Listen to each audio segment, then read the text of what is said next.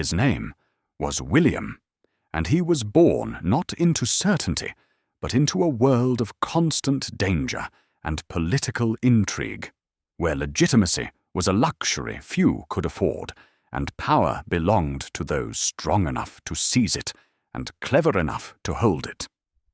To understand the king who would transform England, we must first understand the boy who learned to survive in the brutal world of medieval politics.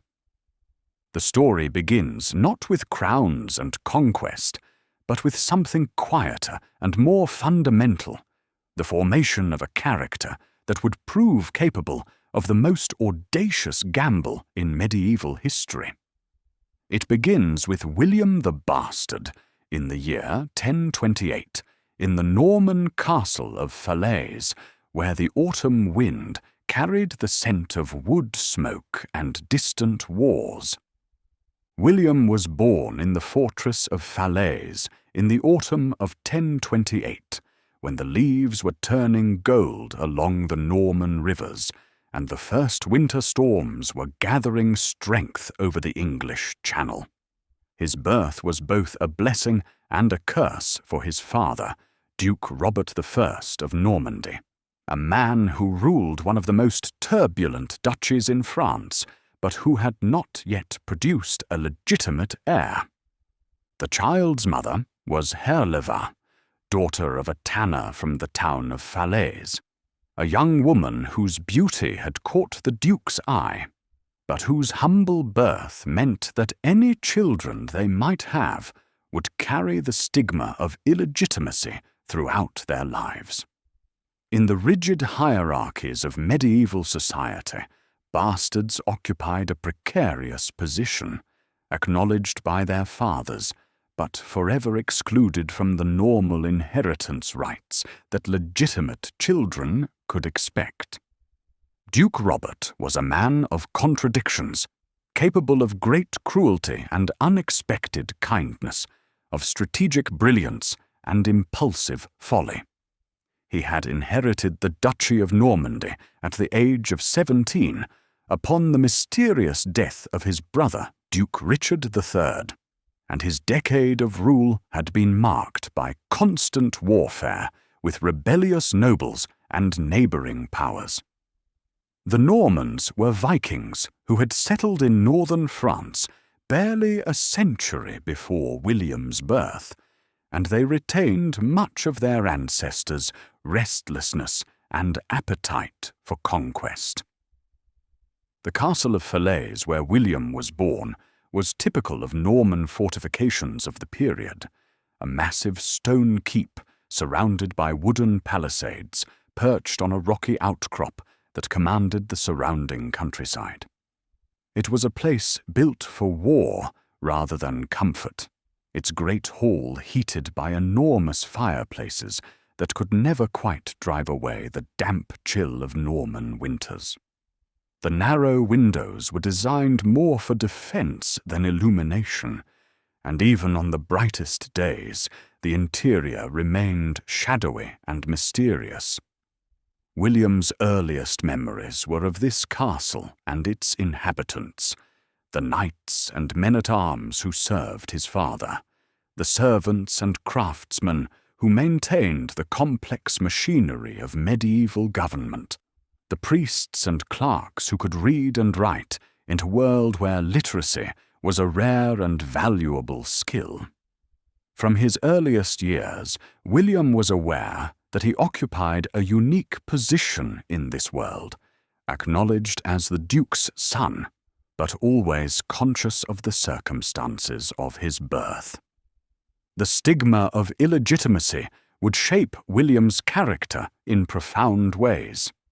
He learned early that he could not depend on others' respect or loyalty simply because of his bloodline. Everything he achieved would have to be earned through his own efforts. This knowledge made him fiercely independent and determined to prove himself worthy of the position he hoped one day to inherit. It also gave him an understanding of what it meant to be an outsider, a perspective that would serve him well when he later found himself ruling over a conquered people. Duke Robert ensured that his son received the education appropriate to a future ruler.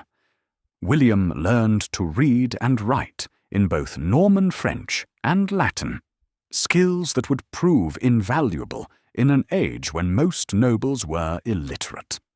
He studied the art of warfare, learning to handle sword and lance, to ride a war horse in battle, and to understand the complex tactics that might mean the difference between victory and death. Most importantly, he learned the subtle arts of politics and diplomacy, the ability to read men's motivations and to manipulate them for his own purposes. The boy who emerged from this education was already showing signs of the man he would become. William was tall for his age, with the broad shoulders and strong hands that marked him as a natural warrior. His hair was dark brown, and his eyes were grey like the Norman sky, capable of both warmth and terrible coldness depending on his mood. There was something about his presence, even as a child, that made adults take notice, a quality of controlled intensity that suggested hidden depths of strength and determination.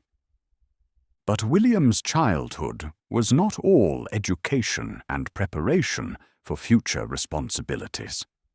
He experienced moments of genuine happiness and affection, particularly in his relationship with his mother, Herleva, who remained at court even after Duke Robert took a legitimate wife. Herleva was a woman of intelligence and common sense, and she provided William with the emotional stability that helped balance the harsh realities of his political situation. The relationship between William and his father was more complex and often strained. Duke Robert clearly loved his son and took pride in his accomplishments, but he was also painfully aware of the political problems that William's illegitimacy would create. Norman law allowed bastards to inherit under certain circumstances, but it also provided numerous opportunities for rivals to challenge their claims. Robert knew that naming William as his heir would inevitably lead to civil war when the time came for the succession.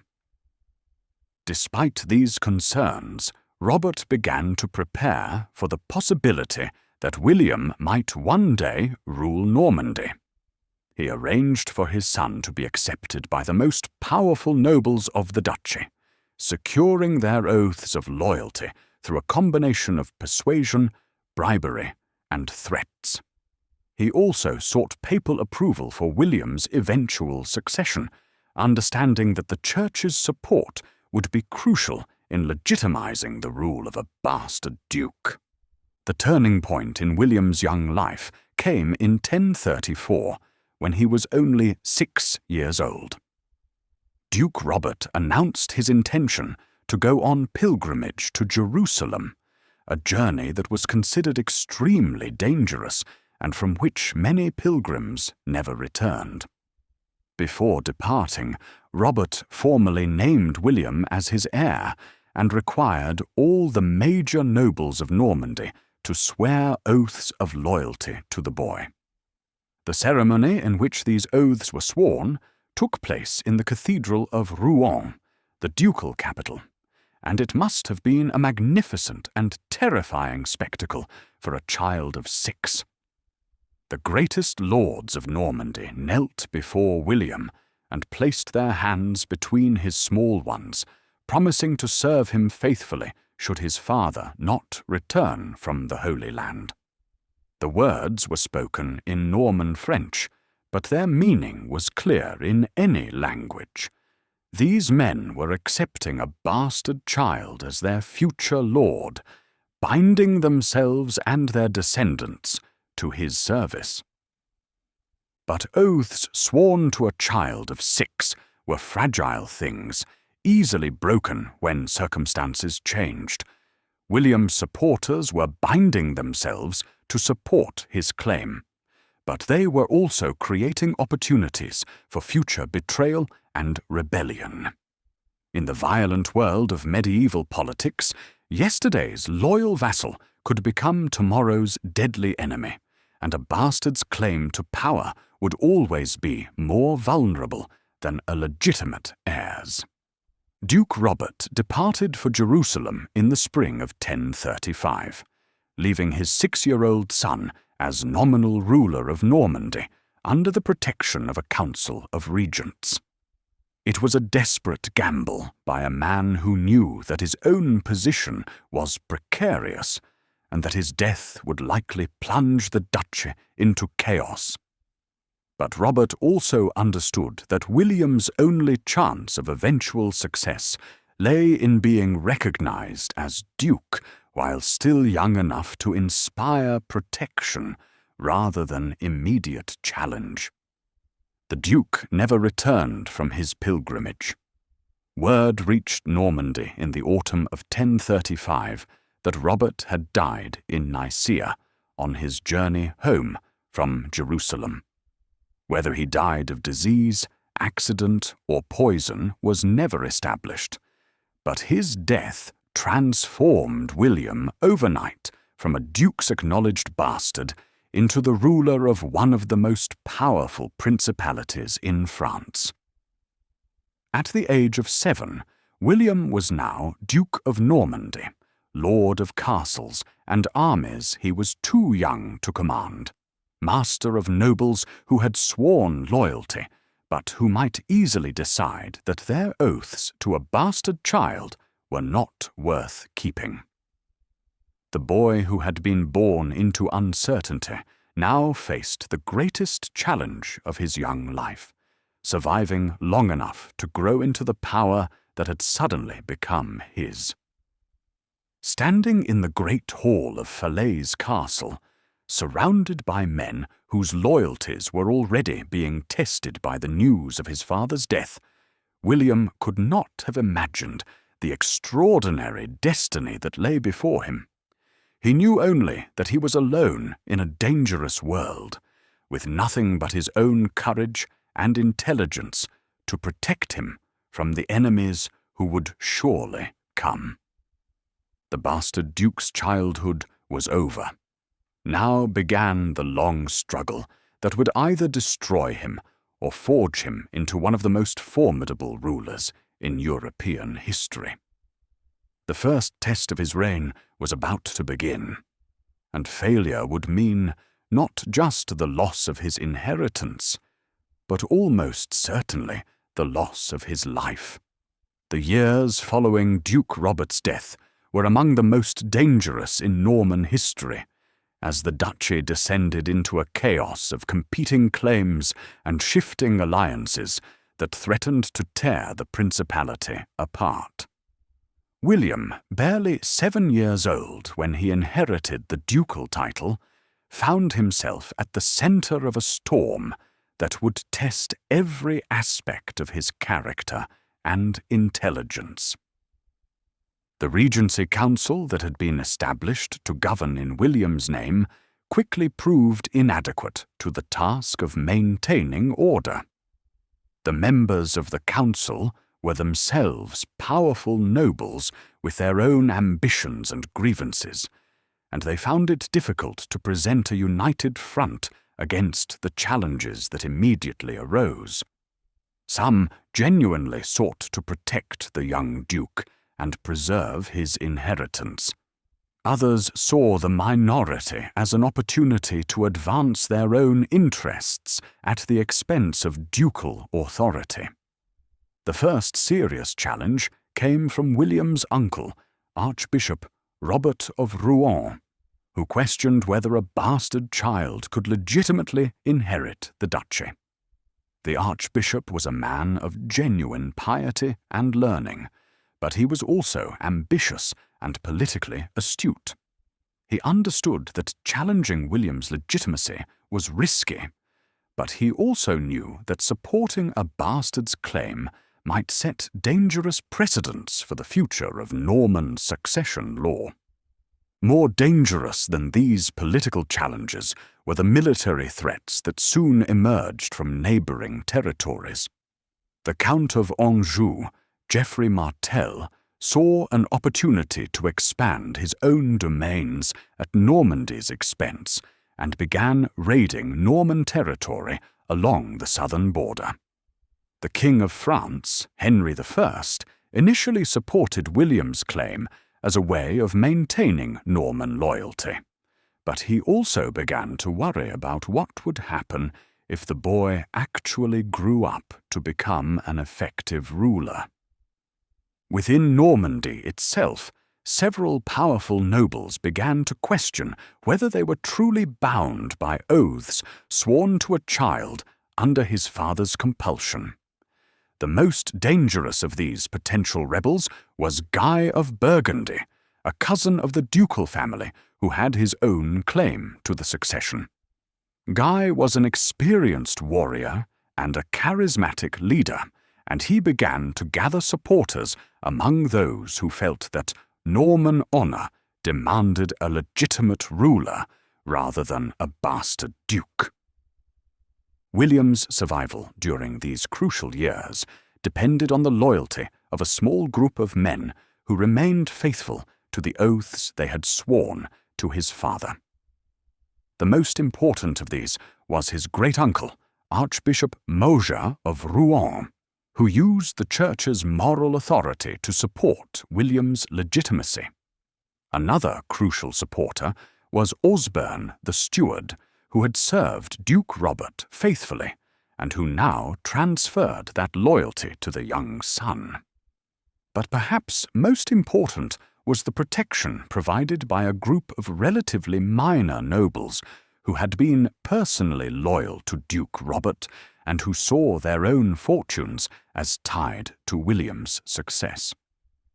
These men formed an informal bodyguard around the young Duke, ensuring that he was never alone and vulnerable to assassination attempts that became increasingly common as the political situation deteriorated.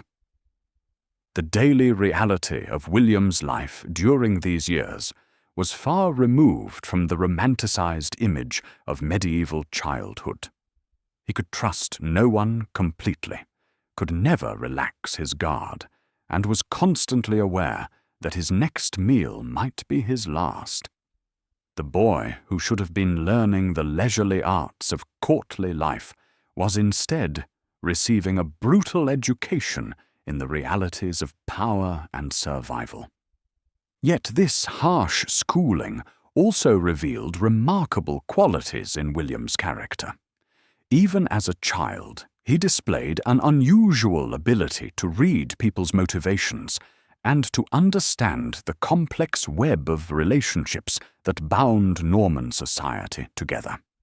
He learned to distinguish between genuine loyalty and mere expedience, between those who supported him from principle and those who did so only while it served their interests.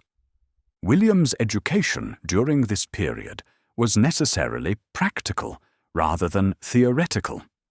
He learned statecraft not from books, but from observing the men who governed in his name, noting their successes and failures, and gradually developing his own ideas about how power should be exercised. He learned military science not from abstract study, but from the constant need to defend his territory against external enemies and internal rebels. The crisis reached its peak in 1040, when William was 12 years old and Guy of Burgundy finally launched an open rebellion against ducal authority.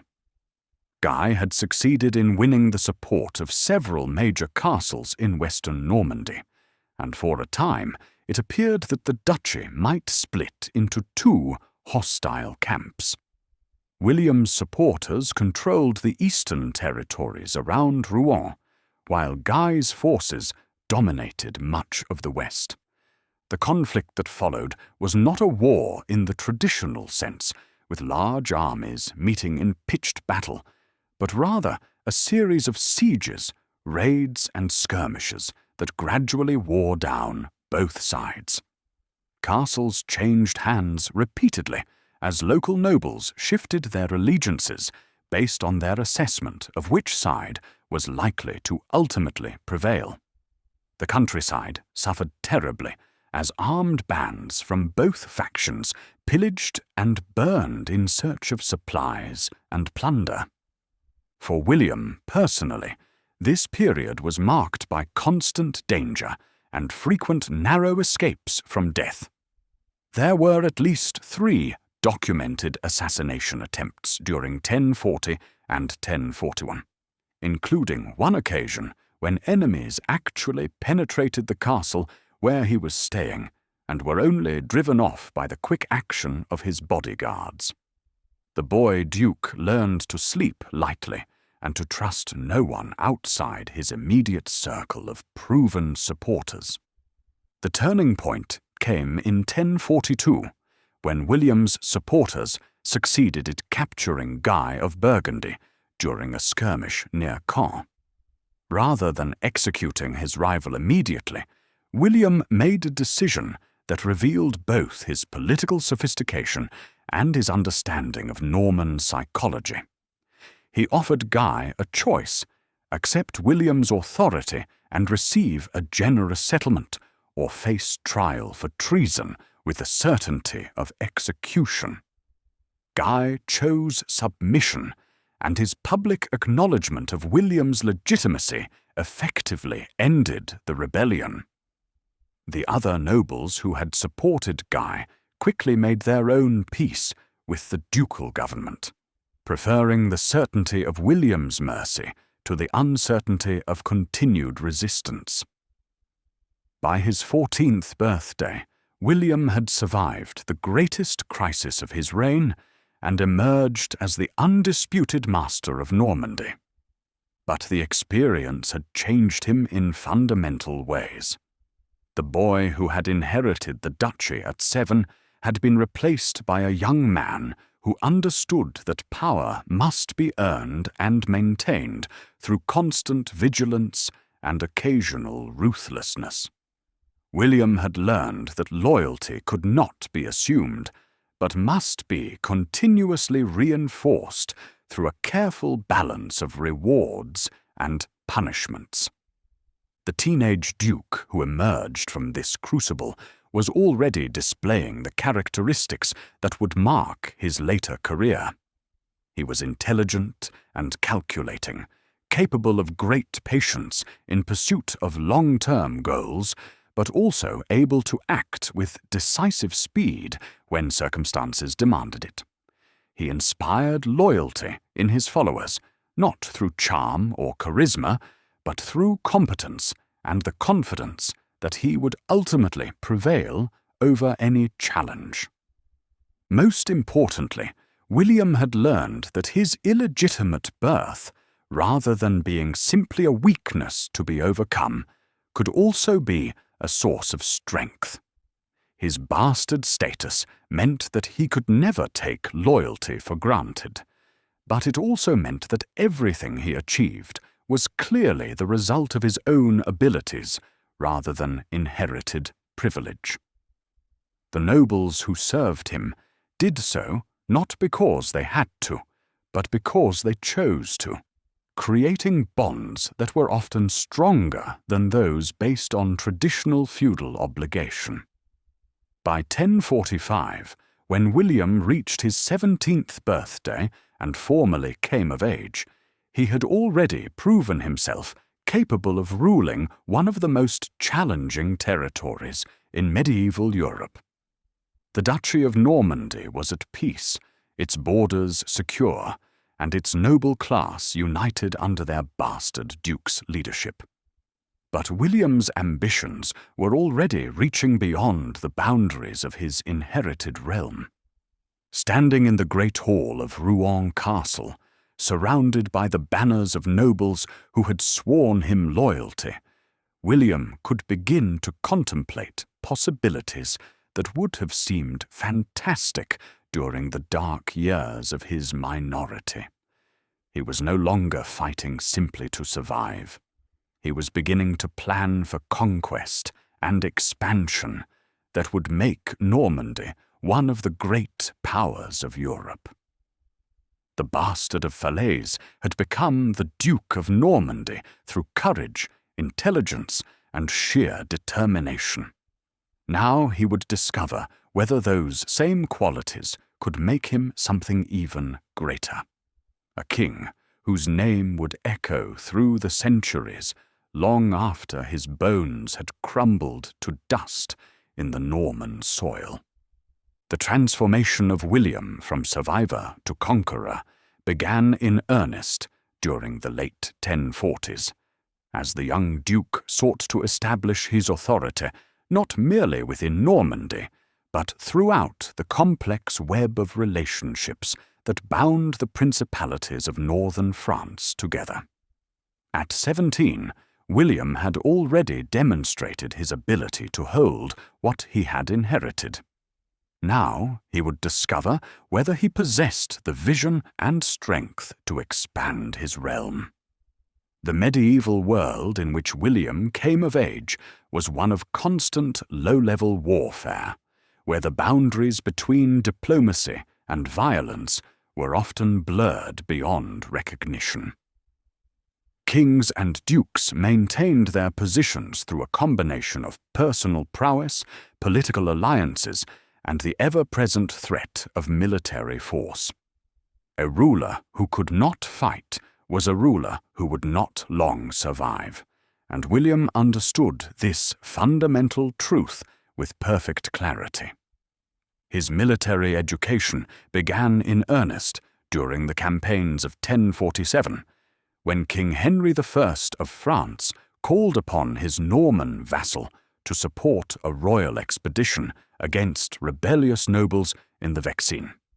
For William, this represented both an opportunity and a test, an opportunity to demonstrate his loyalty to his feudal overlord and to gain experience in large-scale warfare, and a test of his ability to command Norman troops in battle against experienced opponents.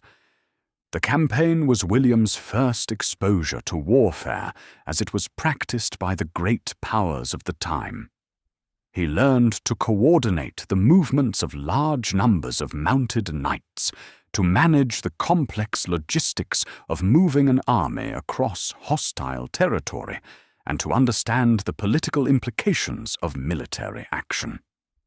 More importantly, he learned to read the ebb and flow of battle, to recognize the moments when bold action could transform defeat into victory. William's performance during these early campaigns impressed not only his own followers, but also the French king and the other nobles who served alongside him. The young duke displayed a natural tactical sense that could not be taught, an ability to see patterns in the chaos of combat, and to respond with decisions that seemed instinctive, but were actually the product of careful observation and rapid calculation. But it was not just William's military skills that marked him as exceptional.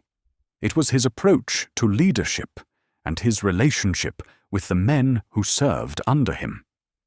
Unlike many nobles of his generation, who saw their followers as expendable resources to be used and discarded as circumstances required, William understood that loyalty must be earned and maintained through consistent care for his subordinates' welfare.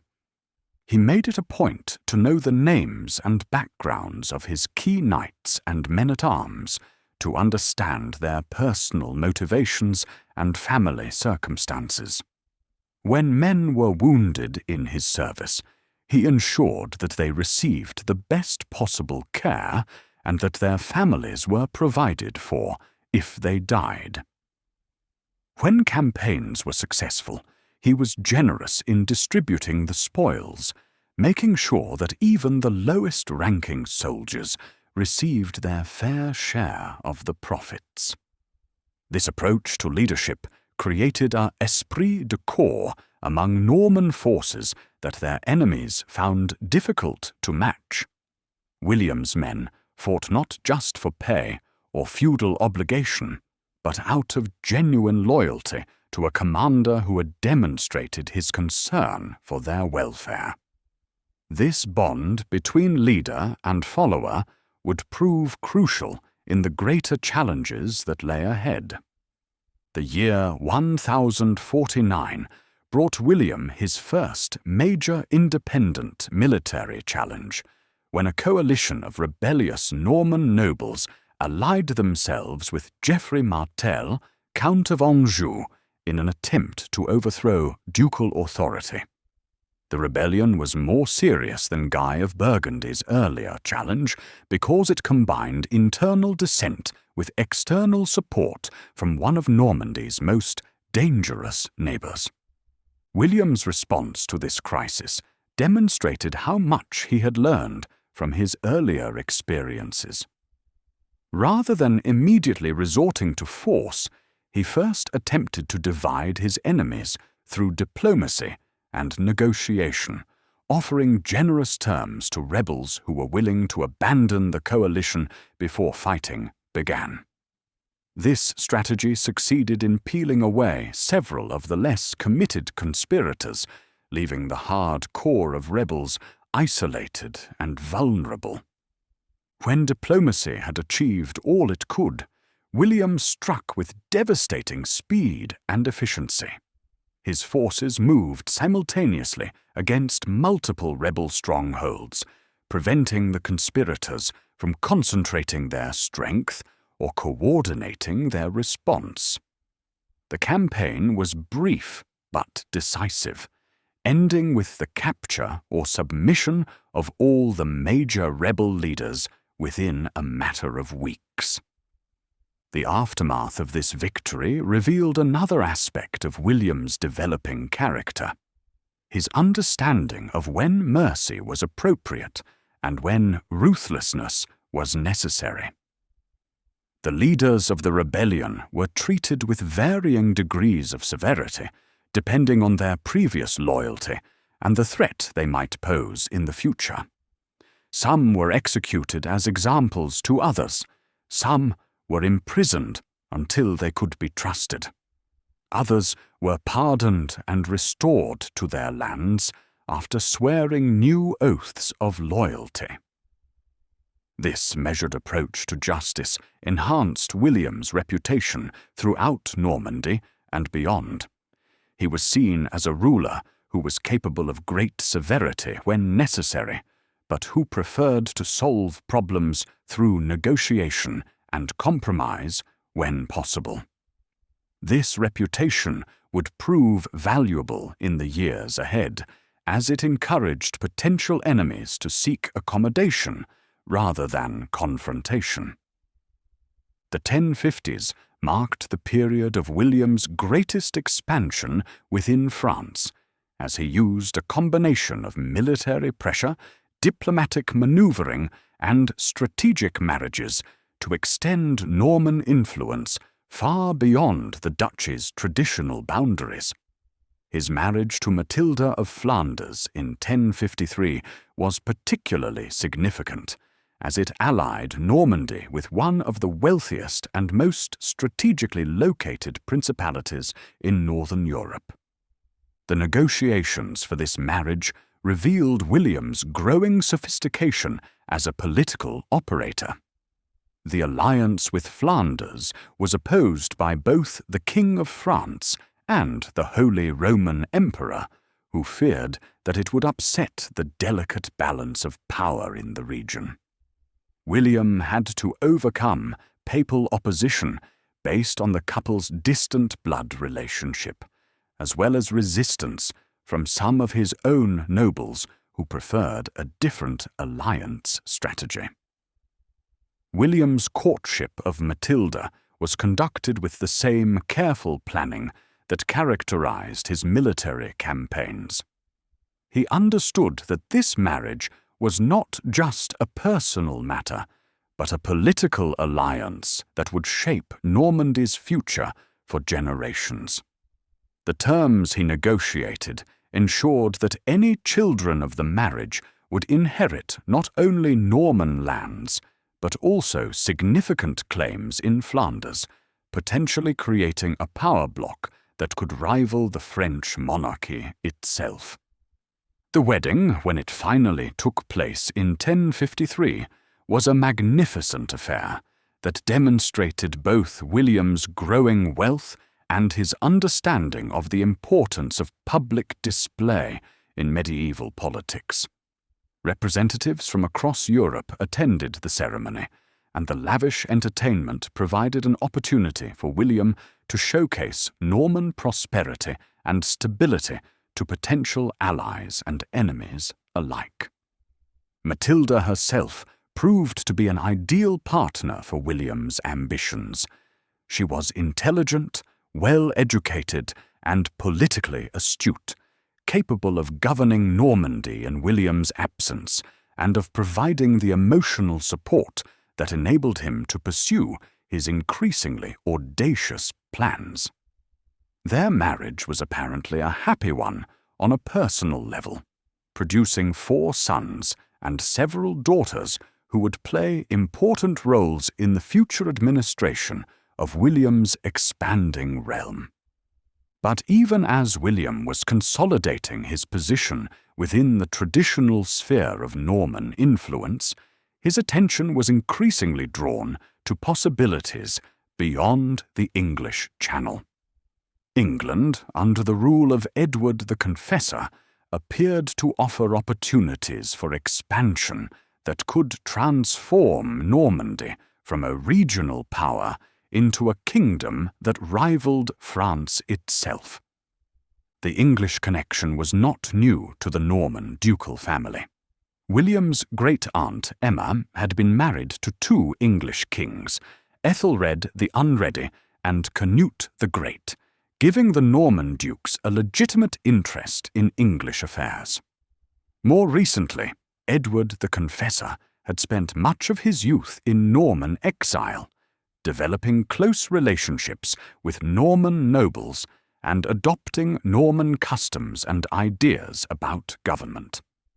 William began to cultivate these English connections systematically, welcoming English exiles to his court and sending Norman advisors to assist Edward's government. He also began to study English politics and society, learning about the complex relationships between the Anglo-Saxon nobility, the Danish settlers, and the various regional kingdoms that made up the English realm. By the late 1050s, William had become convinced that he had a legitimate claim to the English throne, and that circumstances might eventually provide an opportunity to pursue that claim through military action. This was an audacious ambition for a duke whose grandfather had been a Viking raider, but William had already demonstrated his ability to achieve seemingly impossible goals through careful planning and bold execution. Standing on the cliffs of the Norman coast, looking across the narrow waters of the English Channel toward a land that most of his contemporaries considered impossibly distant and foreign, William began to formulate the plans that would lead to the greatest gamble of his life. The bastard of Falaise had become the Duke of Normandy through courage and determination. Now he would discover whether those same qualities could make him King of England. The autumn of 1064 brought an unexpected opportunity that would change the course of English and Norman history forever. Harold Godwinson, the most powerful earl in England and brother-in-law to King Edward the Confessor, was driven by storms onto the Norman coast while undertaking what was officially described as a fishing expedition, but which was more likely a diplomatic mission of some sort. Harold's arrival in Normandy placed both men in a delicate position. As the shipwrecked Englishman was technically William's guest, Norman honour required that he be treated with courtesy and protection. But Harold was also potentially valuable as a hostage or ally, and William was far too intelligent a politician to let such an opportunity pass without attempting to extract some advantage from the situation. The Earl of Wessex was a man of considerable ability and ambition, the effective ruler of England during the declining years of Edward the Confessor's reign. He was approximately the same age as William, and in many ways his equal in terms of political skill and military prowess. The two men recognized each other immediately as potential rivals, but they also found that they could work together when their interests aligned. William's treatment of his unexpected guest was a masterpiece of medieval diplomacy. He provided Harold with every courtesy due to a great nobleman, entertaining him with hunting expeditions, feasts and tournaments that displayed Norman wealth and military prowess. At the same time, he made it clear that Harold's departure from Normandy would depend on his willingness to discuss certain political arrangements that might benefit both their realms. The crucial conversations between William and Harold took place in private, away from the ears of courtiers and chroniclers who might later provide detailed accounts of what was said. But the general outline of their agreement can be reconstructed from later events and from the fragments of information that did survive in contemporary sources. William apparently told Harold that King Edward had promised him the English succession during the monarch's earlier years in Norman exile. This claim was not entirely implausible, given Edward's well-known preference for Norman advisers and customs, and his apparent reluctance to name any other heir, despite his advanced age and lack of children. Whether Edward had actually made such a promise, or whether William was engaging in diplomatic fiction, remains a matter of historical debate. More significantly, William asked Harold to support his claim to the English throne when Edward died, in exchange for confirmation of Harold's position as the premier Earl of England, and possibly for additional territorial grants that would make the Godwinson family even wealthier and more powerful than they already were.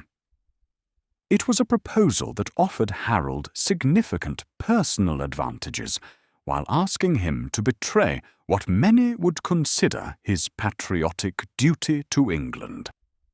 Harold's position was extraordinarily difficult. He was essentially a prisoner, despite the courteous treatment he was receiving, and his safe return to England depended on his ability to reach some accommodation with his Norman host. At the same time, he must have understood that any promises he made under such circumstances might not be considered binding once he was safely back in his own country.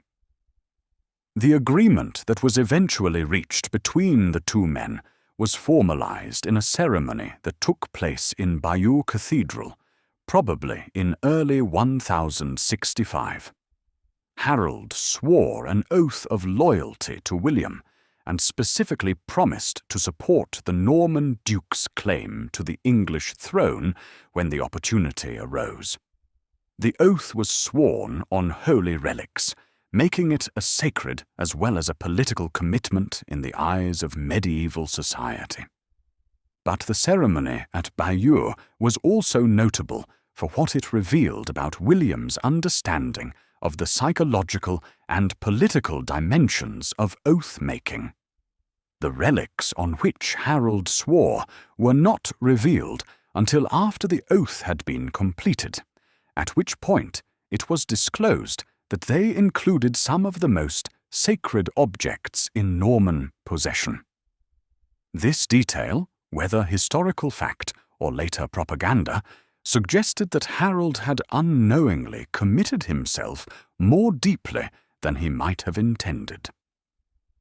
The Norman chroniclers who recorded this event emphasized its religious significance, portraying Harold as a man who had freely sworn a sacred oath and who would therefore be guilty of perjury and sacrilege if he later broke his promise.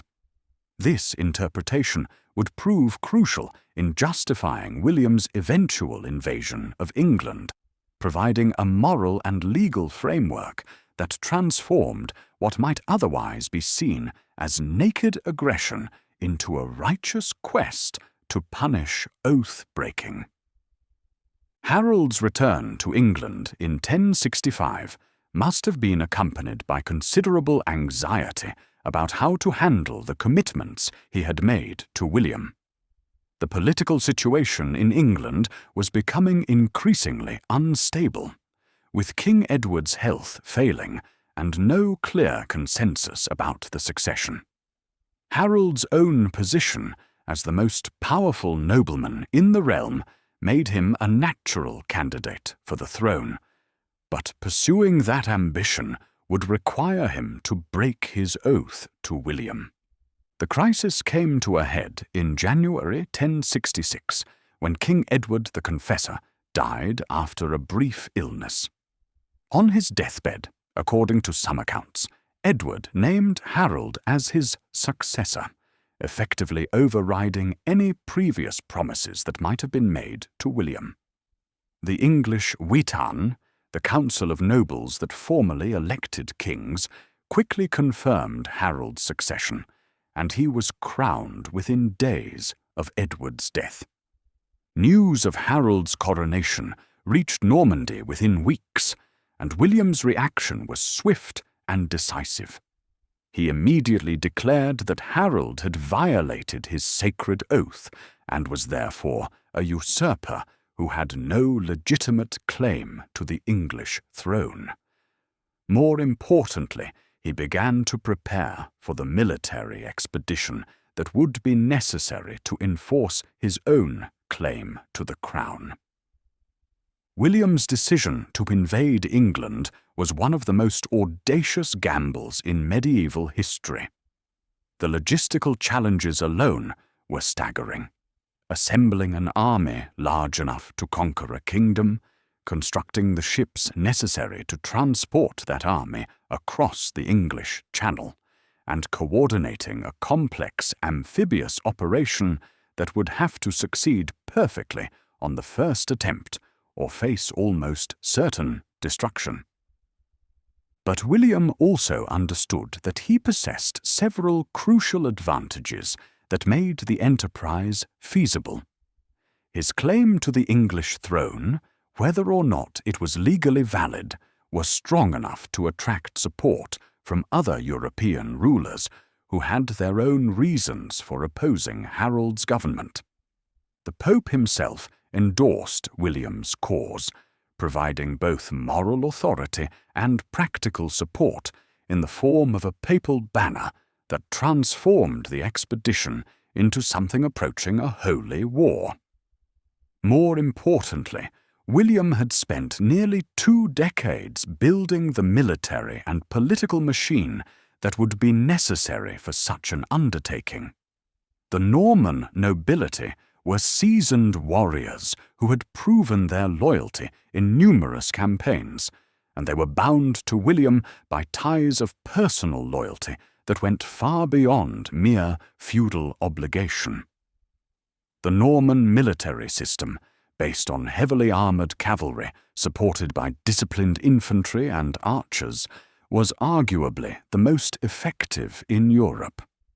The preparations for the invasion consumed most of 1066, as William assembled not only the military forces necessary for conquest, but also the administrative apparatus that would be needed to govern England if the expedition succeeded. He recruited not just knights and soldiers, but also clerks and administrators who could take over the management of English government institutions. He negotiated agreements with potential allies and supporters, promising them lands and positions in the conquered kingdom in exchange for their current assistance. The fleet that William assembled for the invasion was unprecedented in medieval history, consisting of hundreds of vessels of various sizes designed to transport not only men and weapons, but also the horses that were essential to Norman military superiority. The construction of this fleet required the resources of the entire duchy, as well as contributions from William's allies in Flanders and other neighbouring territories. By the late summer of 1066, everything was ready except for the weather. William's forces were assembled at Dives-sur-Mer on the Norman coast, waiting for favourable winds that would allow them to cross the English Channel safely. But the winds remained contrary for weeks, holding the invasion fleet in port while supplies ran low and morale began to deteriorate. The delay was frustrating for William, but it also provided an unexpected advantage when news arrived that Harold was facing a simultaneous invasion in the north of England. Harold Hardrada, King of Norway, had allied himself with Harold's exiled brother Tostig in an attempt to claim the English throne for himself. Harold Godwinson was forced to march north with the majority of his army to deal with this threat, leaving the south of England relatively undefended. On September 27th, 1066, the wind finally shifted to the south, and William ordered his fleet to sail. As the Norman ships crossed the English Channel under cover of darkness, carrying an army that would either make William a king or destroy him utterly, the course of English history hung in the balance. The bastard of Falaise was about to discover whether his extraordinary ambition had led him to glory or to disaster. Standing on the deck of his flagship as the English coast appeared through the morning mist, William must have felt the weight of all the decisions that had brought him to this moment. Everything he had built, everything he had achieved, everything he hoped to become, depended on what would happen in the next few days. The greatest gamble of his life was about to begin, and there could be no turning back. The Norman fleet made landfall at Pevensey Bay on the morning of September 28, 1066, as the autumn sun burned away the Channel mist to reveal the green hills and forests of Sussex stretching inland toward London. For William, the moment when his feet first touched English soil must have been both triumphant and terrifying, the culmination of months of planning and preparation, but also the beginning of the most dangerous phase of his entire career. The landing itself proceeded without opposition, as Harold's forces were still engaged with the Norwegian invasion far to the north. This absence of immediate resistance allowed William to establish a secure beachhead and begin the complex process of disembarking his army without the pressure of enemy attack. But it also meant that he had no way of knowing when Harold might return or what forces the English king might bring against him. William's first act upon landing was to construct a wooden fortress at Pevensey, using prefabricated materials that had been brought across the Channel for exactly this purpose. The speed with which this fortification was erected demonstrated the thoroughness of Norman planning and the efficiency of their military organization. Within hours of landing, William had created a defensible base that could serve as a refuge if the initial invasion failed. But William had not crossed the Channel merely to establish a foothold on English soil. He had come to conquer a kingdom, and that would require him to move inland and seek battle with Harold's forces. The question was where and when that battle would take place, and whether William could choose the time and place to his own advantage, or would be forced to fight on terms dictated by his enemy. The Norman army that disembarked at Pevensey represented the flower of continental military power. The core of the force consisted of heavily armoured cavalry, knights mounted on powerful war horses and equipped with lances, swords, and mail armour that made them nearly invulnerable to most weapons of the period. These mounted warriors were supported by infantry armed with spears and shields, and by archers whose crossbows and longbows could devastate enemy formations at considerable range. But the most important element of William's army was not any particular weapon or tactical system, but the discipline and cohesion that bound the force together. These were not feudal levies summoned for temporary service, but professional warriors who had fought together for years and who trusted their commanders implicitly. The Norman military machine was a precision instrument that could execute complex maneuvers under battlefield conditions that would reduce most armies to chaos. William's strategy for the campaign was necessarily flexible, since he could not predict how Harold would respond to the invasion. If the English king chose to remain in the north to deal with the Norwegian threat, William would have time to consolidate his position and possibly advance toward London unopposed. If Harold returned quickly, William would need to be prepared for an immediate confrontation that might determine the fate of both kingdoms. The news that reached William during his first week in England was both encouraging and alarming. Harold had won a decisive victory over the Norwegians at Stamford Bridge, killing both Harold Hardrada and the traitorous Tostig, and effectively ending the northern invasion. This removed one threat to Harold's throne, but also freed him to concentrate his full attention on the Norman invasion. More concerning for William was the speed with which Harold was reportedly moving south. The English king had apparently begun his march from Yorkshire within days of his victory at Stamford Bridge, driving his army at a pace that would bring him to the vicinity of the Norman beachhead within 2 weeks.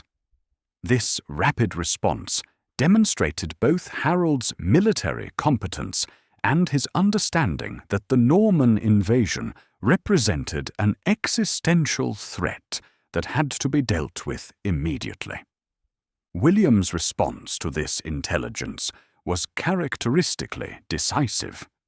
Rather than waiting passively at Pevensey for Harold to arrive, he moved his army to Hastings, a few miles up the coast, where the terrain offered better tactical advantages and where he could threaten the road to London if Harold chose to bypass him. The move to Hastings also demonstrated William's confidence in his ability to defeat Harold in open battle rather than relying on defensive fortifications. The week that William spent at Hastings waiting for Harold's arrival was crucial for maintaining the morale and discipline of his army. The Norman forces were operating in hostile territory, cut off from their bases and dependent on their own resources for everything from food to medical care. Any sign of weakness or uncertainty from their commander could have led to the collapse of the entire expedition. William met this challenge through a combination of visible confidence and careful attention to his soldiers' practical needs. He established a regular routine of inspections and training exercises that kept the army busy and demonstrated his concern for their readiness. He also made sure that supplies were distributed fairly and that the wounded from minor skirmishes received proper care. Most importantly, he maintained the public demeanor of a man who was certain of victory, showing no sign of the anxiety he must have felt as Harold's approach became imminent. The psychological pressure on William during this period was enormous. Everything he had worked for throughout his entire career depended on the outcome of the battle that was now only days away. If he won, he would become King of England and one of the most powerful rulers in Europe. If he lost, he would almost certainly die on the battlefield, and Norman independence might not survive the destruction of the ducal army. But William also understood that this moment of supreme danger was also his greatest opportunity. Harold's rapid march from Yorkshire meant that the English army would arrive exhausted and possibly weakened by the long journey. The English king would be fighting in familiar territory, but he would also be under pressure to achieve a quick victory before Norman reinforcements could arrive, or before other English nobles began to question his ability to defend the kingdom. On October 13th, 1066, English scouts were reported in the vicinity of Hastings, and William knew that the decisive confrontation was at hand. He spent the evening in prayer and final consultations with his senior commanders, reviewing the tactical plans that had been developed during the long wait for battle. The Norman army was as ready as careful preparation could make it, but the outcome would ultimately depend on the skill and courage of individual warriors in the chaos of combat. William's final address to his army on the evening before battle was remembered by Norman chroniclers as a masterpiece of military oratory.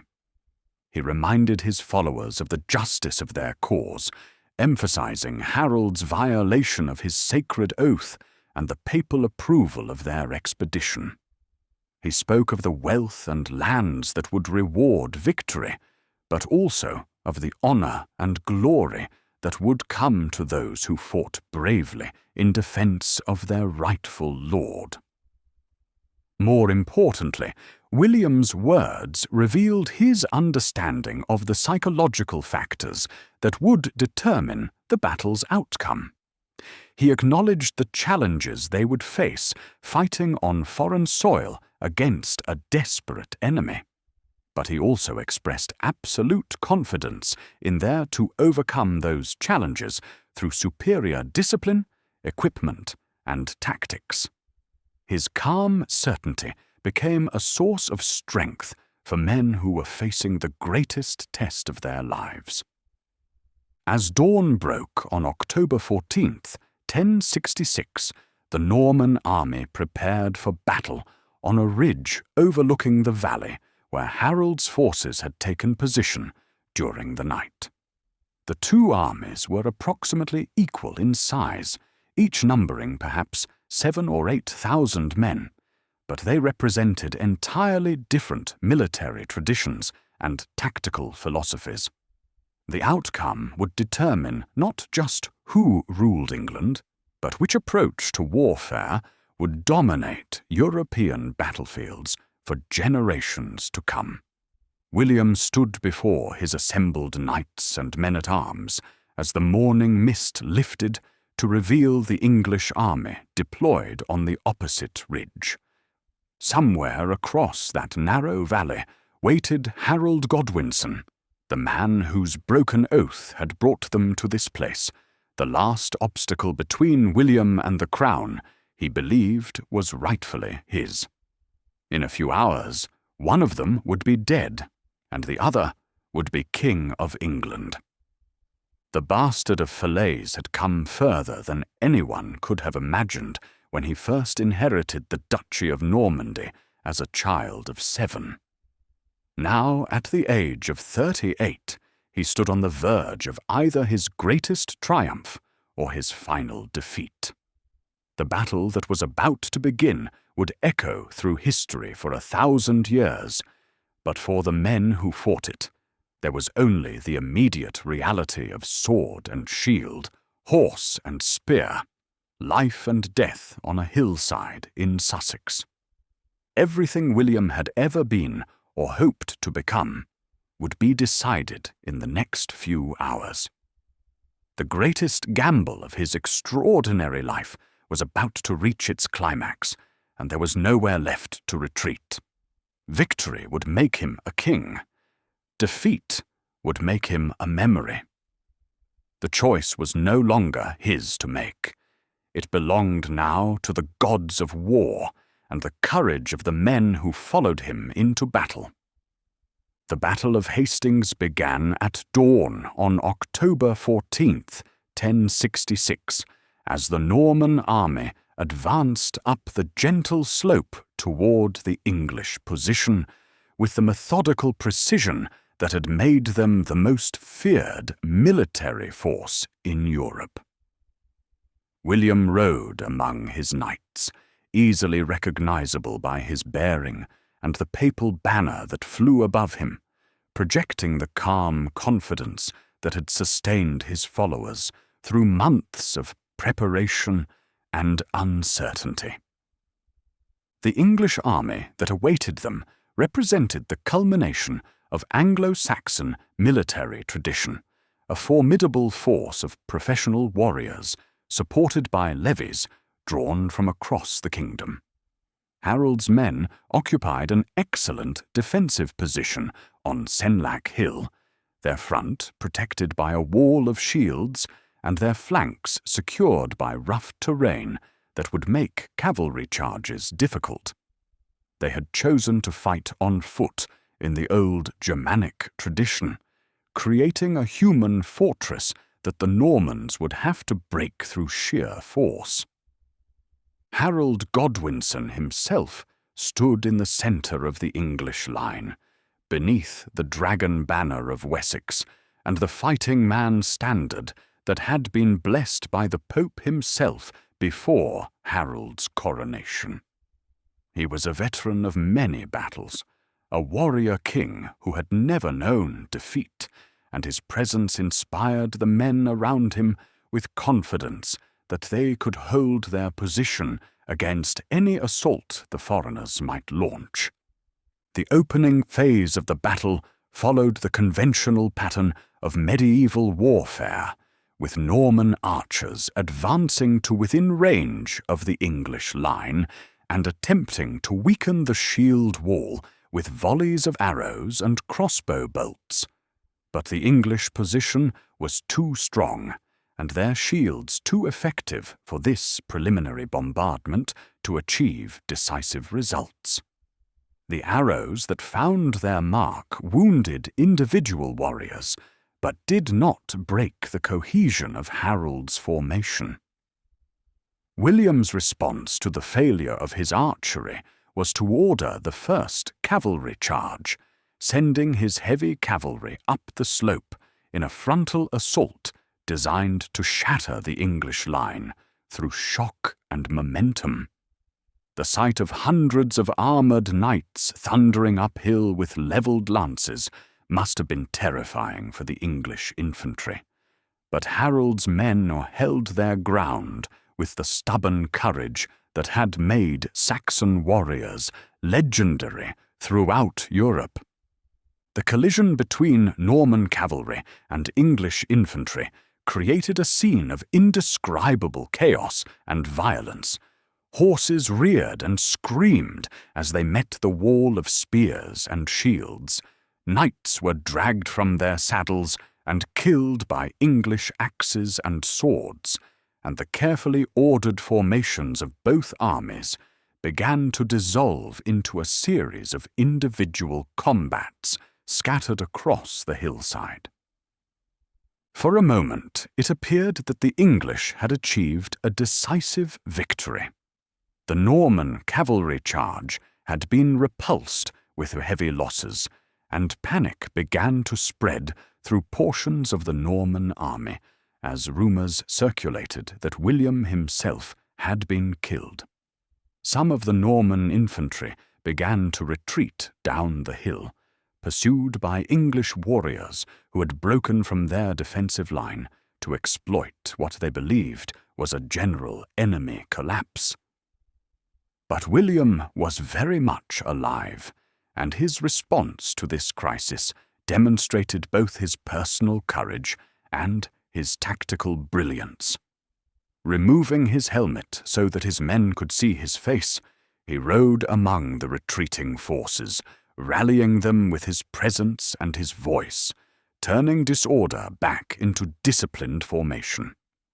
More importantly, he recognized that the English pursuit had created an opportunity for a devastating counterattack.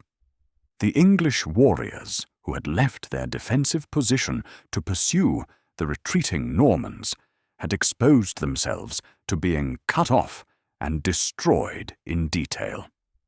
William ordered his remaining cavalry to encircle these isolated groups, and within minutes the hunters had become the hunted.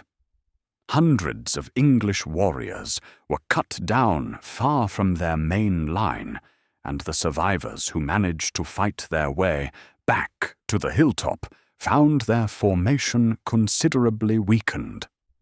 This tactical reversal marked the turning point of the battle, though several more hours of fighting would be required before the final outcome became clear.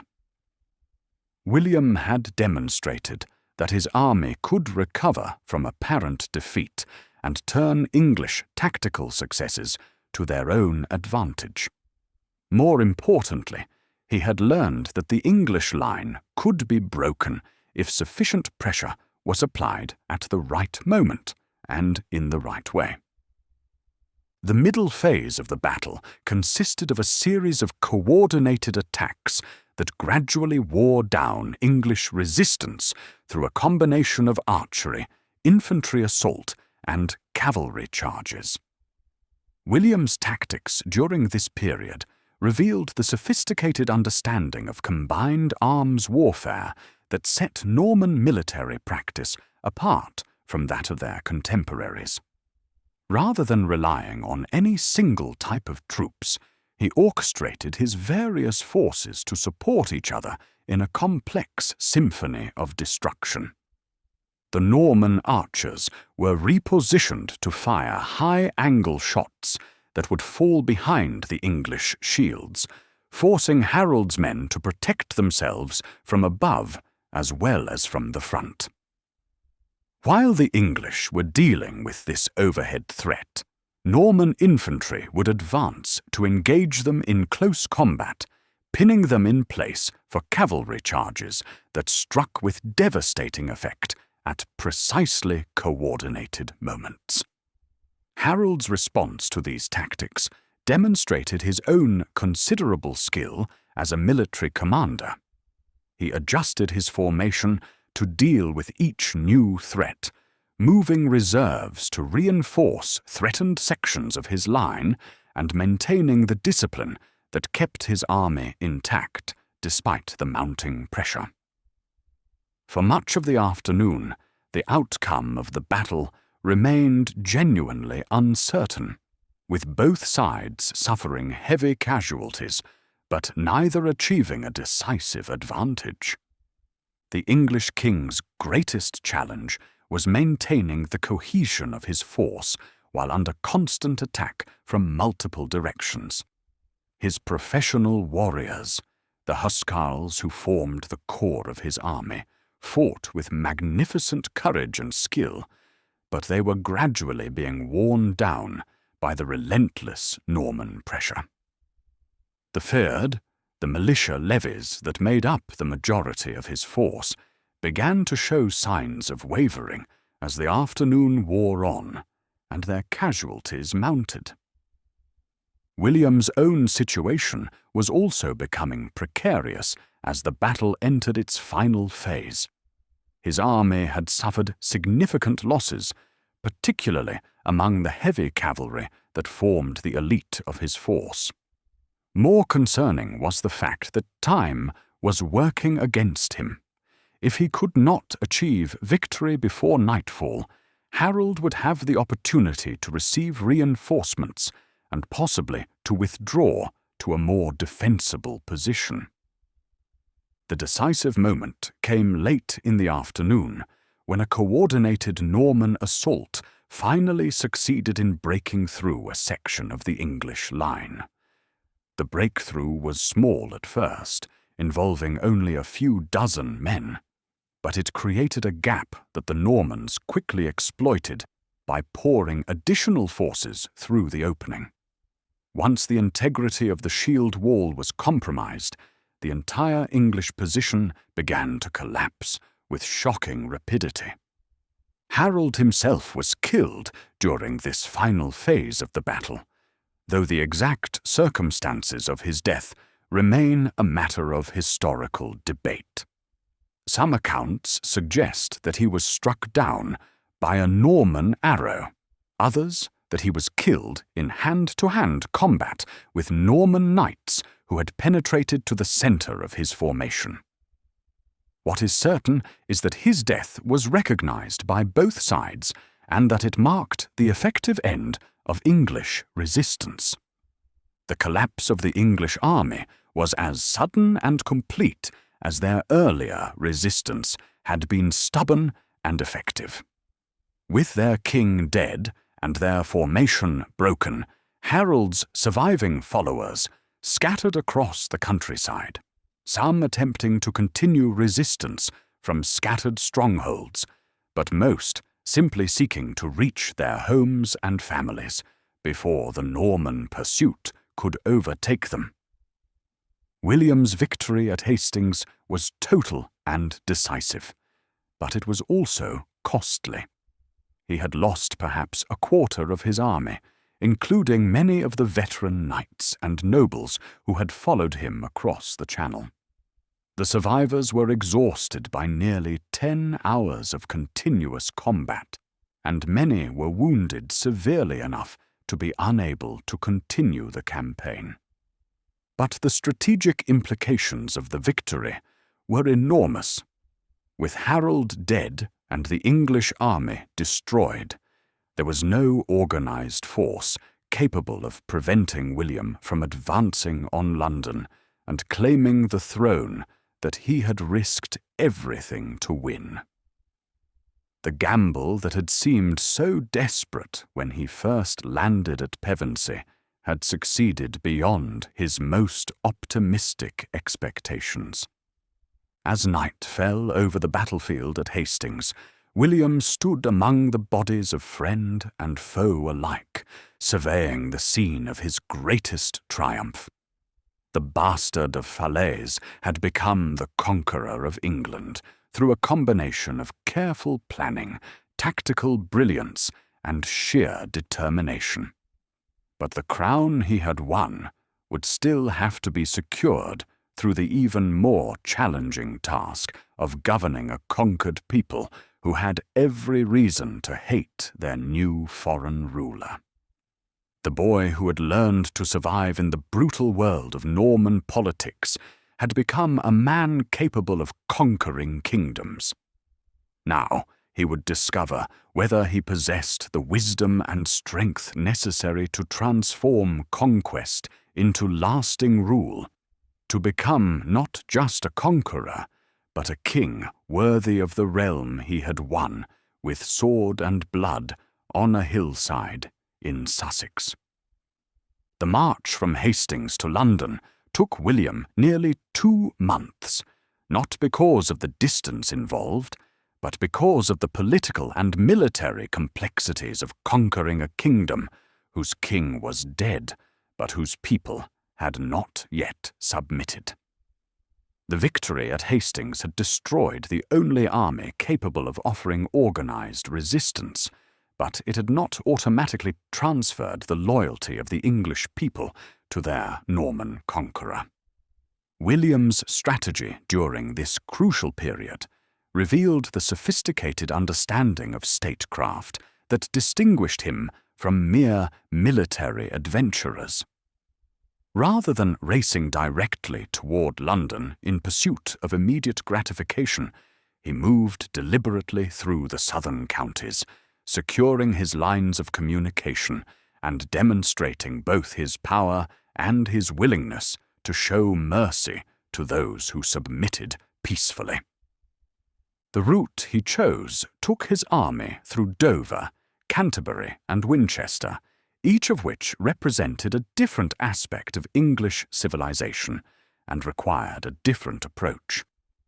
Dover controlled the shortest crossing to the continent and had to be secured to ensure that reinforcements and supplies could continue to reach the Norman army. Canterbury was the spiritual centre of English Christianity, and William's respectful treatment of the cathedral and its clergy sent an important message about his intentions toward the English Church. Winchester was perhaps the most significant of these early conquests, as it had been the capital of the Anglo-Saxon kings and contained the royal treasury that would be essential for financing William's government. The city's submission to Norman authority without resistance provided William with both material resources and symbolic legitimacy, demonstrating that he was indeed the heir to the English royal tradition, rather than merely a foreign invader. At each of these locations, William followed a consistent pattern of behavior that would characterize his approach to governing England for the remainder of his reign. He demanded immediate submission and the surrender of all military supplies, but he also guaranteed the personal safety and property rights of those who cooperated with his forces. English nobles who swore loyalty to him were confirmed in their holdings, while those who resisted faced immediate confiscation of their lands and possible exile or death. This combination of firmness and mercy was calculated to encourage submission while discouraging resistance, and it proved remarkably effective in securing Norman control over the conquered territories. Most English nobles, faced with the choice between losing everything through futile resistance or preserving their positions through accommodation with the new regime, chose pragmatic submission over heroic defiance. But William's greatest challenge during this period was not military but political, establishing his legitimacy as King of England in the eyes of both his new subjects and the wider European community. Military conquest alone was insufficient to create lasting authority. He needed to be recognized as the rightful heir to Edward the Confessor and Harold Godwinson, not merely as a successful invader who had seized power through force. The solution to this problem came through the traditional mechanisms of medieval kingship, particularly the formal submission of the surviving members of the English political establishment. As William approached London, delegations of bishops, earls, and other nobles began to arrive at his camp, offering their allegiance and requesting confirmation of their positions under the new regime. The most significant of these submissions came from Edgar the Etheling, the teenage great-nephew of Edward the Confessor, who represented the most legitimate surviving claim to the English throne. Edgar's acknowledgement of William's authority effectively ended any possibility of a rival claimant emerging to challenge Norman rule, at least in the immediate future. Archbishop Stigand of Canterbury also played a crucial role in legitimizing William's position, despite his own questionable standing within the church hierarchy. Stigand's support provided religious sanction for William's claim to the throne, transforming what might otherwise be seen as naked aggression into the restoration of rightful authority to a throne that had been usurped by oath-breaker Harold. The formal coronation of William as King of England took place on Christmas Day, 1066, in Westminster Abbey, the church that Edward the Confessor had built, and where Harold had been crowned less than a year earlier. The ceremony itself was conducted according to traditional English customs, emphasizing continuity with the Anglo-Saxon past rather than innovation or foreign influence. But the coronation was also marked by an incident that revealed the underlying tensions between conqueror and conquered that would characterize William's reign. When the congregation was asked to acclaim the new king, the enthusiastic response was mistaken by Norman guards outside the abbey for signs of rebellion, and they began to set fire to nearby buildings.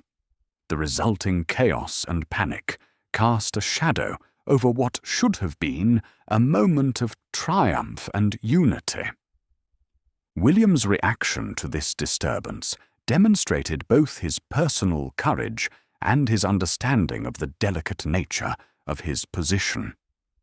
Rather than fleeing or calling for reinforcements, he remained calm and completed the coronation ceremony, showing that he would not be intimidated by the fears and suspicions that surrounded his rule. But the incident also served as a reminder that his authority rested ultimately on force, and that any relaxation of vigilance could lead to the collapse of everything he had built. The first months of William's reign were devoted to establishing the administrative and military structures that would be necessary to govern England effectively. This was an enormous challenge, as he had to create a system that could maintain order among a potentially hostile population, while also satisfying the expectations of his Norman followers, who had risked everything to support his conquest. The key to William's success in meeting this challenge was his decision to work through existing English institutions rather than attempting to impose an entirely foreign system of government.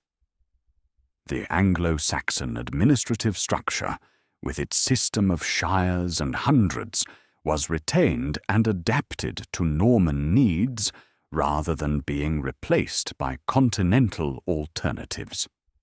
Similarly, English law was preserved in most of its essentials, though it was modified to reflect Norman concepts of feudal obligation and royal authority.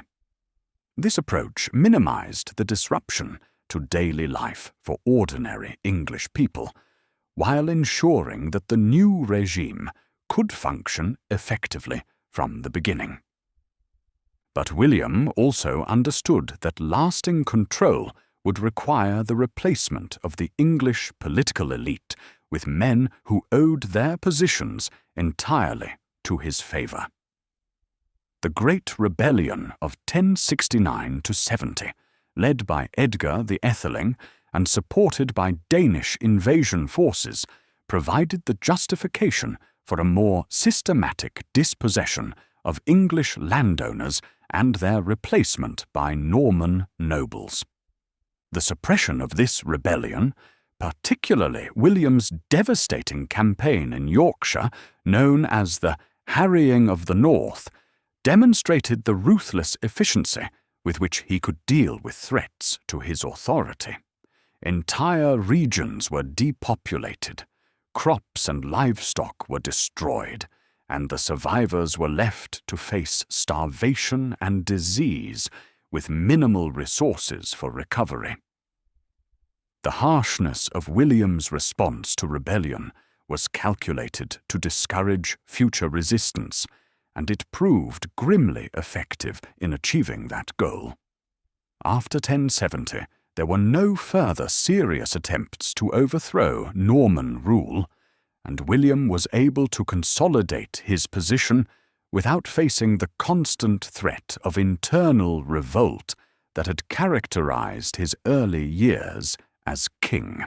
The transformation of England under Norman rule was not accomplished overnight, but by the end of William's reign, the country had been fundamentally altered in ways that would endure for centuries. The Norman aristocracy that William established became the foundation of the English nobility, while the administrative and legal innovations introduced during his reign created the framework for the development of medieval English government. Perhaps most significantly, William's conquest connected England more closely to continental European civilization, ending the relative isolation that had characterized the Anglo-Saxon period. The Norman aristocracy maintained extensive holdings in France as well as England, creating a cross-channel political and cultural network that would shape European politics for generations. Standing in the Great Hall of Westminster Palace on Christmas Day, 1070, exactly 4 years after his coronation, William could survey an achievement that exceeded even his most ambitious early dreams. The bastard of Falaise had become not just Duke of Normandy, but King of England, ruler of 2 realms that together represented one of the most powerful combinations of territory and resources in medieval Europe. But William was also acutely aware that his success had been built on a foundation of violence and dispossession that created permanent resentments among his English subjects. The crown he wore had been won through conquest and was maintained through force, and he could never entirely relax his vigilance against the possibility of rebellion or invasion by his enemies. The boy who had learned to survive as a bastard in the brutal world of Norman politics had become a king whose name would echo through history for 1,000 years. But the price of that achievement had been enormous, paid not only by William himself, but by the thousands of English and Norman warriors who had died in the battles that made his reign possible. The decade of the 1070s marked the period of William's greatest creativity as a ruler, as he faced the monumental task of transforming a conquered England into a stable and prosperous kingdom that could support both his Norman followers and his English subjects. The challenges were unprecedented in medieval history. No previous conqueror had attempted to rule a kingdom as large and complex as England, while simultaneously maintaining control over territories across the Channel. William's solution to these challenges was the creation of an administrative and military system that combined the best elements of Norman and English tradition while introducing innovations that would influence the development of European government for centuries. The feudal system that he established in England was more systematic and comprehensive than anything that existed in France, creating a pyramid of obligation and loyalty that bound every landowner in the kingdom directly or indirectly to the crown. The foundation of this system was the complete redistribution of English land that followed the suppression of the Great Rebellion of 1069 to 70. William declared that all land in England belonged to the crown by right of conquest, and that all holders of land held it as tenants of the king rather than as absolute owners. This principle allowed him to dispossess English landowners who had opposed his rule and to grant their estates to Norman followers whose loyalty was assured by their dependence on royal favour. The process of redistribution was carried out with characteristic Norman efficiency and thoroughness. Teams of royal clerks surveyed every estate in the kingdom, recording not only its current value and resources, but also its condition before the conquest and the history of its ownership. This information was compiled into the Great Survey known as Domesday Book, a record of unprecedented detail and accuracy that provided William with the information necessary to govern effectively. Domesday Book was more than just an administrative tool. It was a symbol of the comprehensive nature of Norman control over England. The very fact that William could command such a detailed survey of his entire kingdom demonstrated the effectiveness of the governmental apparatus he had created and the completeness of his authority over his subjects. The Norman nobles who received grants of English land were not simply rewarded for their service in the conquest. They were also integrated into a military system that ensured their continued loyalty and effectiveness. Each major landowner was required to provide a specified number of knights for royal service, creating a professional military force that could be summoned at the king's command without the delays and uncertainties that characterized older systems of military obligation. This innovation had profound implications for the nature of medieval warfare and government. William's knight service system created the first truly national army in post-Roman Europe, a force that could be mobilized quickly and maintained in the field for extended periods.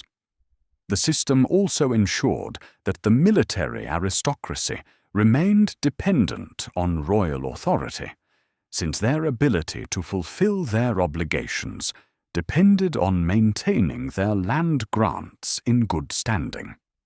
But William's reforms extended far beyond military and administrative matters to encompass religious and cultural transformation as well.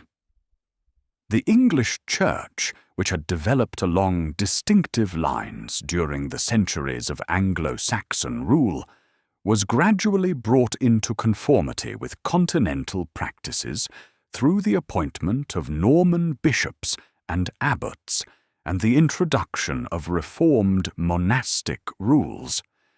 This ecclesiastical transformation was accomplished with the same systematic thoroughness that characterized all of William's reforms. English bishops who had supported Harold or who were considered unreliable were replaced by Norman clerics who could be trusted to support royal policy. Monasteries were reformed according to the latest continental models, often under the direction of abbots imported from famous houses in Normandy and France. The architectural legacy of this religious transformation can still be seen throughout England in the form of the great Norman cathedrals and abbey churches that were built during William's reign and those of his immediate successors. These massive stone structures were not simply places of worship, but symbols of Norman power and permanence, designed to demonstrate that the conquest had created lasting changes that could not be reversed by any future rebellion. Durham Cathedral, begun in 1093, exemplifies the architectural achievement of the Norman period, with its innovative ribbed vaulting and massive pillars creating interior spaces of unprecedented grandeur and sophistication. The cathedral was built on the site of an earlier Anglo-Saxon church, but it was designed according to Norman architectural principles that emphasized height, light, and structural boldness. The cultural transformation of England under Norman rule was perhaps even more profound than the political and religious changes, though it occurred more gradually and with less official direction. The Norman aristocracy brought with them continental customs, fashions, and artistic traditions that gradually influenced all aspects of English life. Norman French became the language of the royal court and the aristocracy, while Latin was increasingly used for official documents and ecclesiastical purposes. But this cultural transformation was not simply a matter of Norman practices replacing English ones. It was a complex process of synthesis and adaptation that created something genuinely new. English craftsmen learned Norman techniques and applied them to traditional English forms, creating hybrid styles that were neither purely Norman nor purely English, but distinctively Anglo-Norman. The literary culture that emerged during this period reflected this same process of synthesis, as Norman poets and chroniclers began to write about English subjects, while English writers adapted continental literary forms to their own purposes. The result was a flowering of creative activity that would reach its culmination in the great historical and literary works of the 12th century. William's personal role in these cultural developments was both direct and indirect. As king, he actively promoted the introduction of continental practices and the employment of foreign artists and scholars.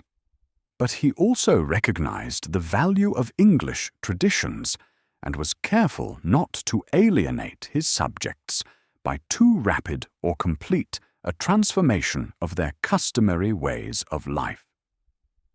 The king's own court reflected this balance between innovation and tradition, combining Norman ceremonial practices with elements derived from Anglo-Saxon royal custom. William's Christmas crown wearings, for example, followed English precedent in being held at different locations throughout the kingdom, but they were conducted according to Norman ritual forms that emphasized the sacred nature of royal authority.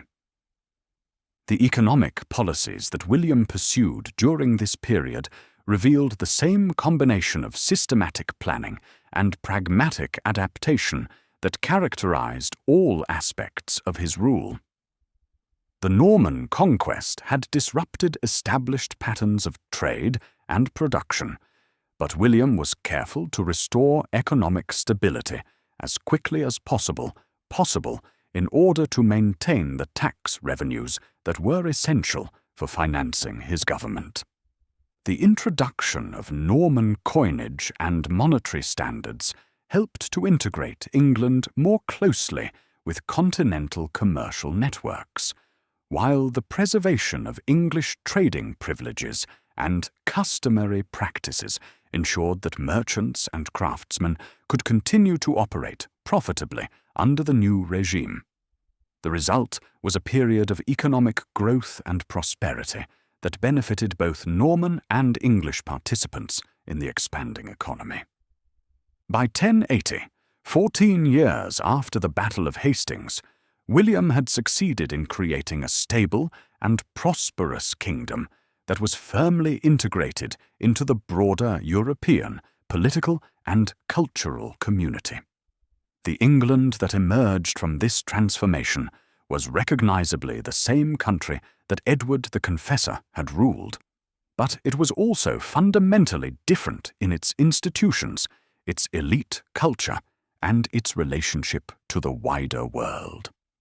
Standing in the great hall of his palace at Winchester, surrounded by Norman and English nobles who had learned to work together in his service, William could take satisfaction in an achievement that had few parallels in medieval history. He had not simply conquered a kingdom, he had transformed it according to his vision, while preserving enough of its traditional character to maintain the loyalty and cooperation of its people. The bastard of Falaise had become the architect of a new England, a realm that combined the best elements of Norman and English civilization, while creating innovations that would influence the development of European government and culture for centuries to come.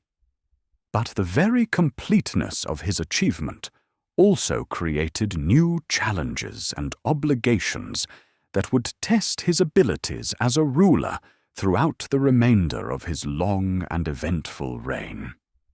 As the 1080s dawned, William found himself facing the complex challenge of ruling two realms separated by the English Channel, but united under his personal authority. The dual monarchy that he had created through conquest and inheritance was unprecedented in medieval Europe, and managing the competing demands of Norman and English interests required all of his political skill and diplomatic experience. The fundamental problem was that William's Norman and English subjects often had conflicting interests and expectations. His Norman followers expected to be rewarded for their loyalty with English lands and positions, while his English subjects resented the foreign domination that such rewards necessarily entailed. The French king, Philip I, sought to exploit these tensions by encouraging rebellion in Normandy, while Danish and Scottish rulers looked for opportunities to reverse the Norman conquest of England.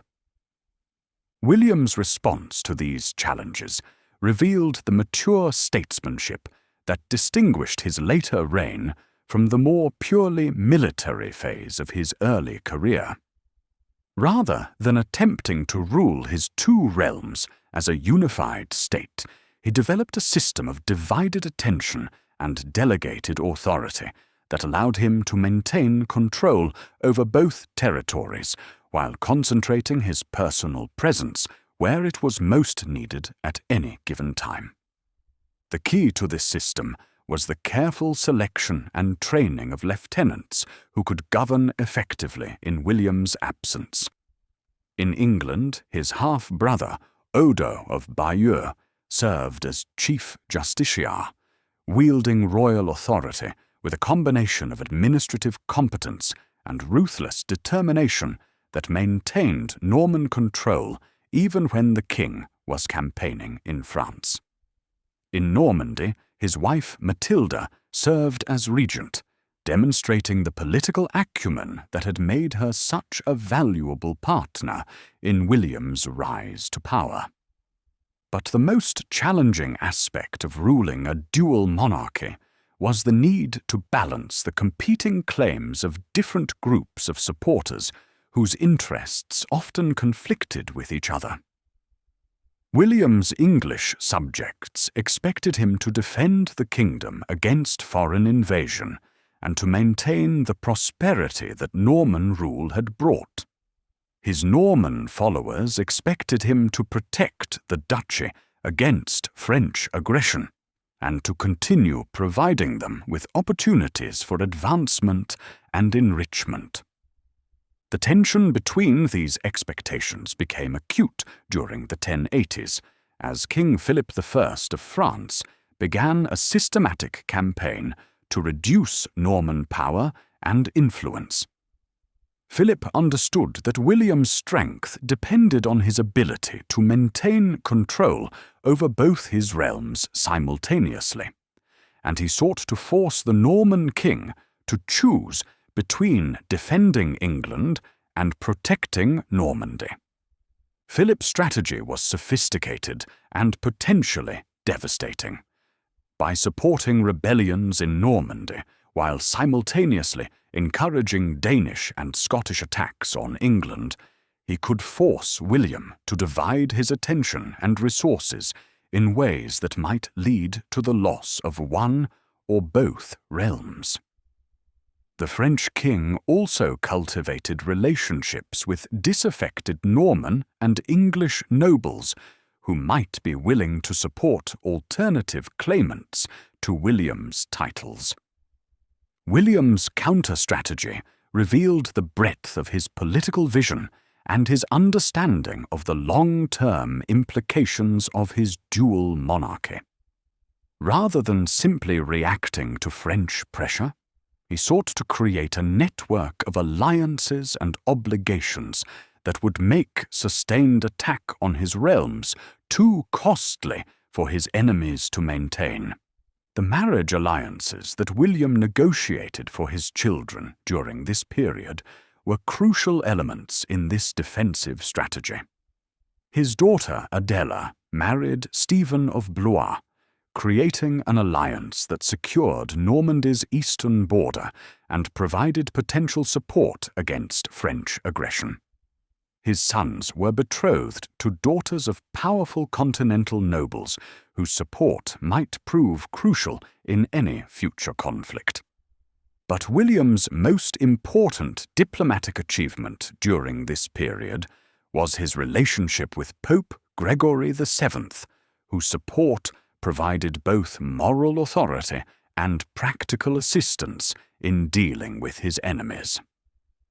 The papal endorsement of William's conquest of England had been crucial to his initial success, and maintaining good relations with the Church remained essential for the long-term stability of his rule. The reforms that William implemented in the English Church during the 1080s were designed not only to improve religious life, but also to strengthen the bonds between his realm and the broader European Christian community.